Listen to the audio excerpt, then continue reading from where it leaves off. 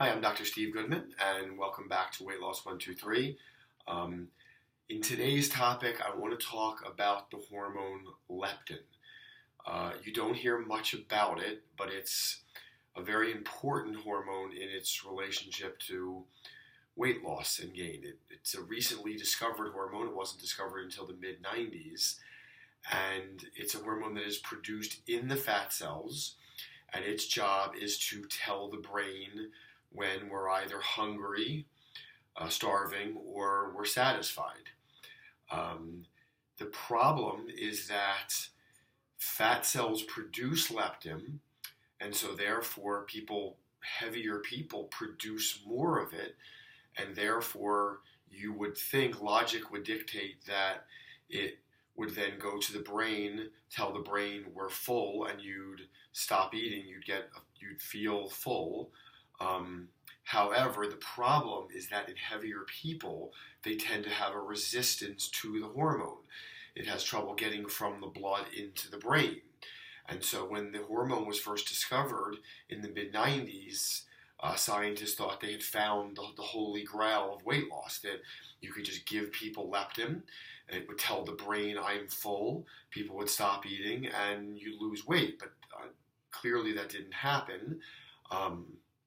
Because they started to realize that if you're heavy and you're leptin resistant, it doesn't matter how much you give the body, you're just putting more leptin in the body, but it's not telling the brain anything because it can't get through to the brain. What they're starting to understand now is that you can decrease the resistance of leptin by decreasing insulin resistance. So the less insulin resistance there is, the less leptin resistance there is.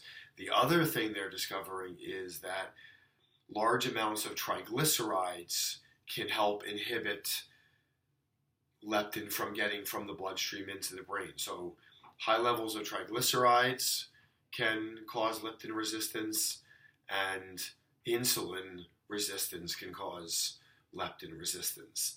And the good thing about both of those is that the solution to them is less sugar, because the more sugar, simple sugar we put into the body, and I know this is sort of becoming a repeated topic in our conversations, but the less sugar we put into our bodies, the less insulin we produce, and therefore the less insulin resistance we create. The other thing about insulin is when insulin takes unneeded sugar out of the bloodstream, it stores it as triglycerides. So insulin does both of those things, and simple sugars cause the increase in insulin.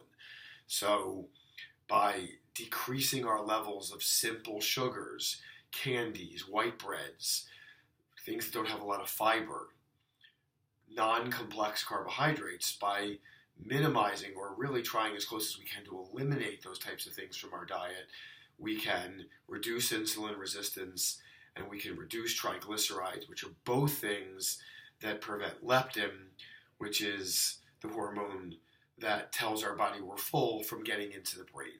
So as you can see from most of the topics we've discussed so far, simple sugars really wreak havoc on the body. We're trying to get this point across as much as we can, and we're showing you that it's on several fronts. It's not just about insulin, it's about other hormones as well, and that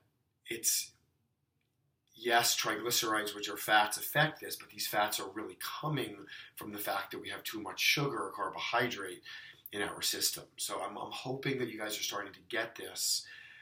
Most people who I talk to about this have never even heard of leptin. They don't realize what a potentially important hormone this is. But as we talk about it more, and as they go and do their own research, they realize, yeah, this is the hormone. This is the thing that's going to tell my body I'm full and to stop eating. And when that can't get to the brain and do that, as is the case with heavier people, we tend to eat and eat and eat and eat, and it causes this terribly vicious cycle. So keep that in mind. Go look it up. Read a little bit more about leptin. Start to get understanding. We hear a lot about insulin, not much about leptin, but it's really an incredibly important hormone. And just one more thing in the battle for weight loss, that the more educated we are, the better we can fight obesity. Thanks. Have a great day.